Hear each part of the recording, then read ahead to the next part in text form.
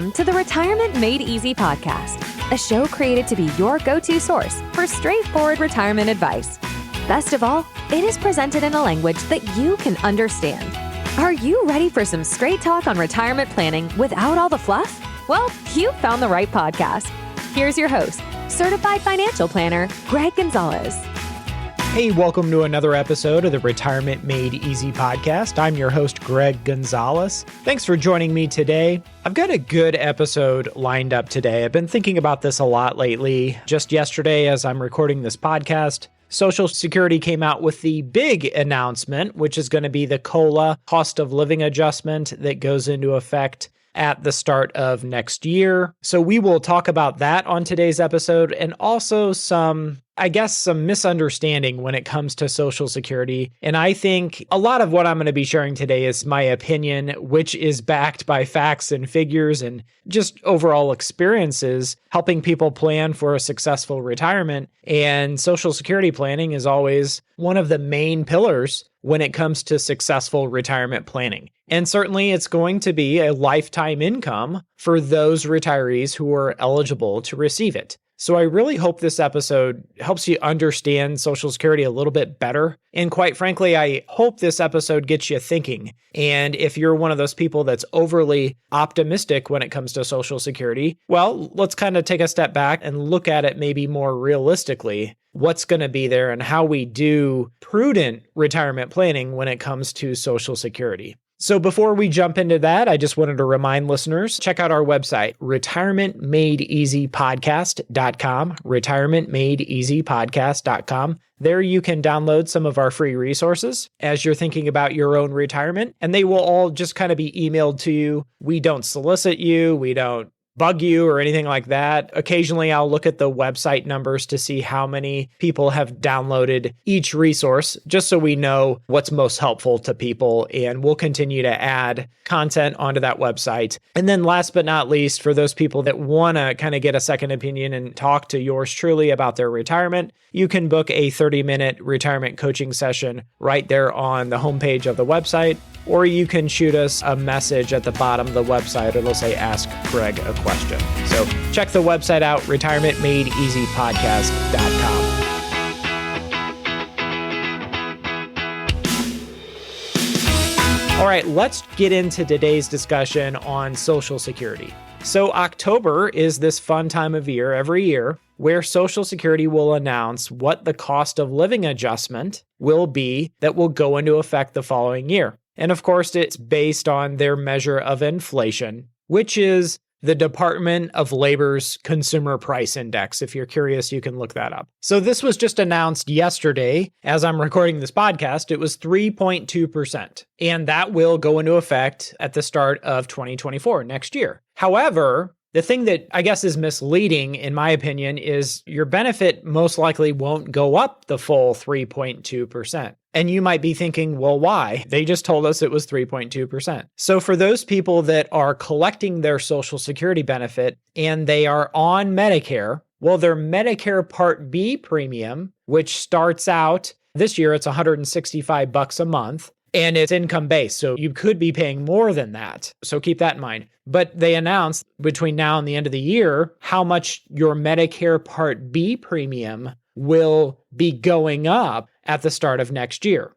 And this is just my opinion, and I'm entitled to my opinion. You're entitled to your opinion, and your neighbor or your brother and sister or your spouse, we all are entitled to our opinions. I believe that Social Security should not keep this a mystery. They should announce, okay, this is the cost of living, 3.2%. And at the same time, by the way, your Medicare Part B premium is going to go from this to this. And typically, Medicare Part B premiums, they typically always go up. Not always, but typically there is a rise in the cost. And you might be thinking, well, why is that important? Well, if your Medicare Part B premium comes out of your Social Security benefit, and your Social Security benefit is going to get a 3.2% raise starting in January, well, it may not be getting the full 3.2% raise because Medicare Part B premium went up and it comes right out of your Social Security check. If we look back a couple of years, like in 2015, for example, there was no Social Security cost of living adjustment. But if Medicare Part B premiums went up, that means your Social Security benefit, your Social Security check actually went down for that year. And the same thing happened in 2009 and 2010. There was no cost of living. It was determined there was no inflation, 2009, 2010. So your Social Security didn't get a raise. And not only that, your Medicare Part B premium cost, which comes out of Social Security, went up. So therefore, your Social Security check on 2 consecutive years, it actually went down or got smaller. So hopefully that helps you understand how this stuff all works. The cost of living adjustment, again, it's announced every October. And then later on in the year, they announce how much Medicare Part B premiums will be going up. And if you're collecting your Social Security and you're on Medicare, well, the Medicare Part B comes right out of your Social Security check. I think Social Security statements should be modified. And again, this is just my opinion, but I have had so many people that say, oh, look, if I collect my benefit, my Social Security benefit when I retire at age 67, I will get $2,000 a month. Well,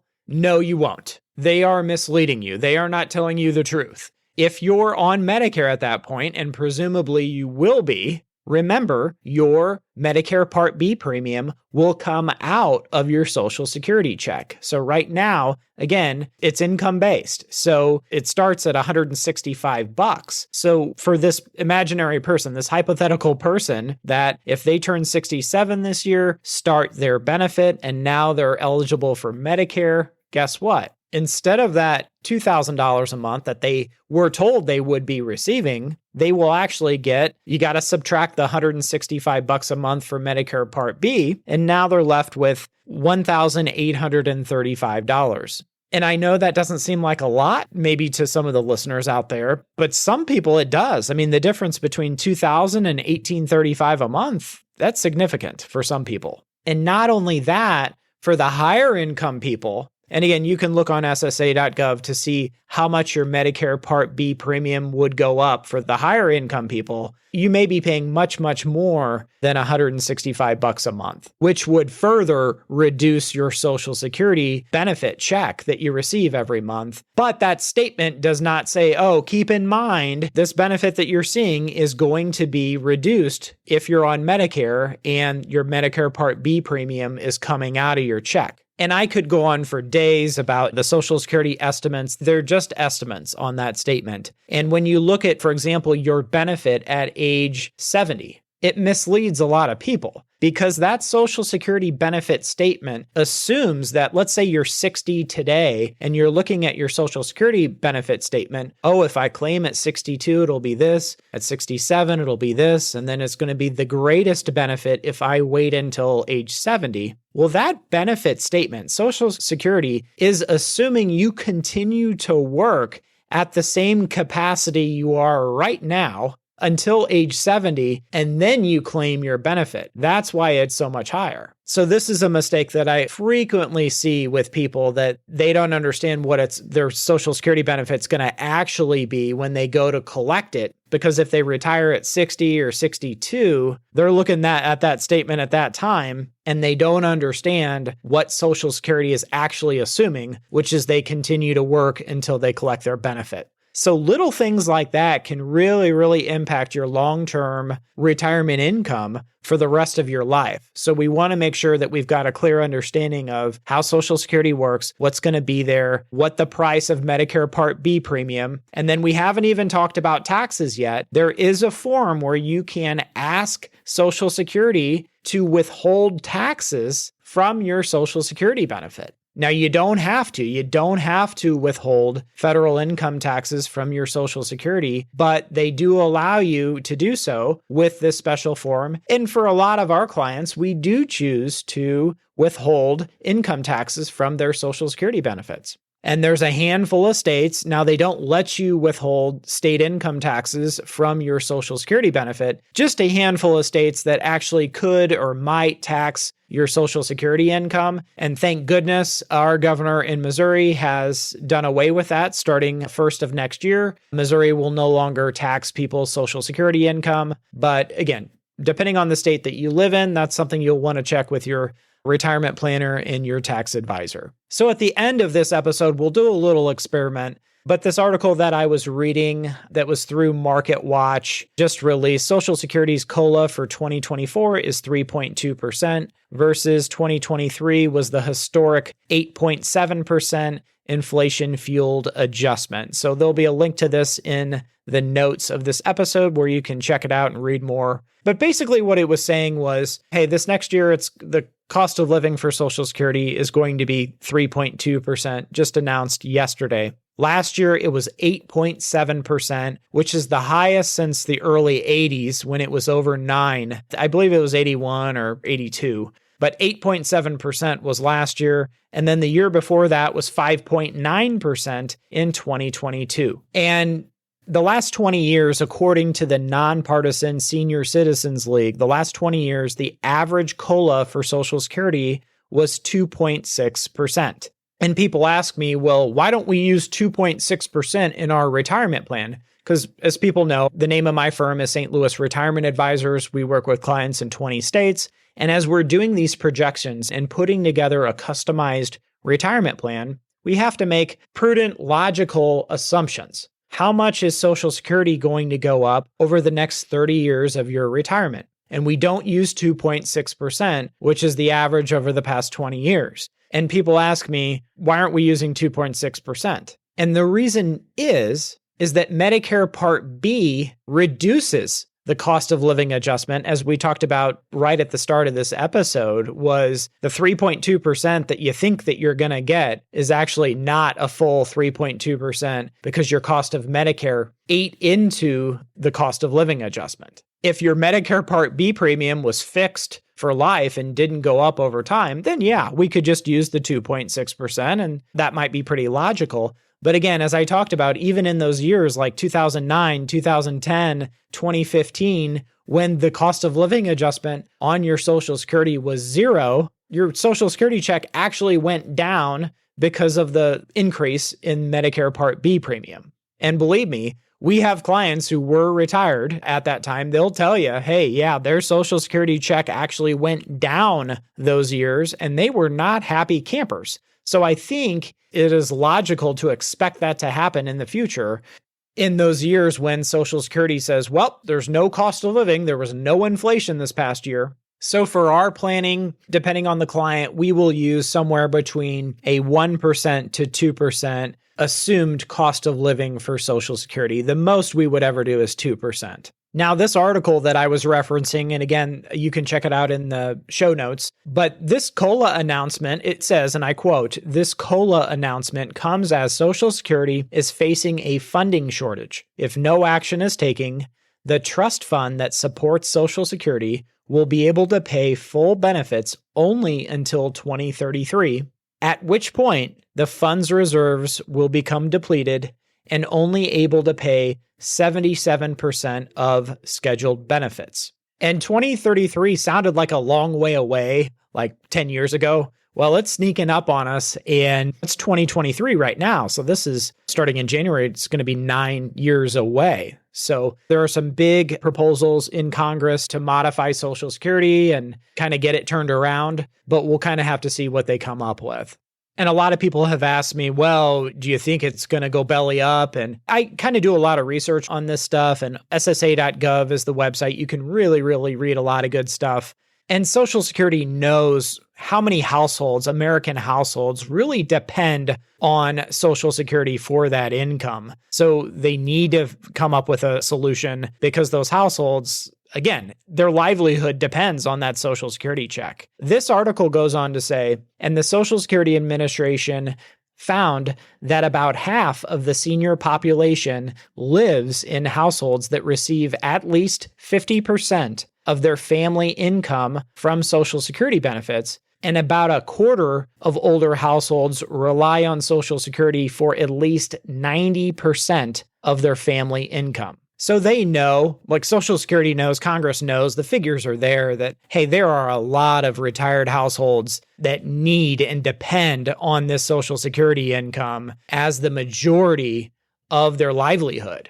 And if 2033 their check is cut literally by 23%, that would really, really be devastating to a lot of those elderly households. Next, I wanted to bring up another tidbit. In this article, it said, according to AARP, the average Social Security benefit is $1,789 every month. And so this 3.2% raise will be approximately $59 a month. So this isn't for the average Social Security recipient, this is not a huge jump by any means. I mean, this is an extra tank of gas, maybe a night out to dinner if you wanted to go to Applebee's or something. So let's work with that figure. $1,789 is the average Social Security benefit. So I think this will be helpful for us. $1,789 is the average Social Security benefit. And one of the questions that I get virtually every week is, how much do you need to have saved for retirement to be able to retire comfortably? How much do we need? And really, it's going to be different for everybody because it depends on what kind of lifestyle you desire in retirement.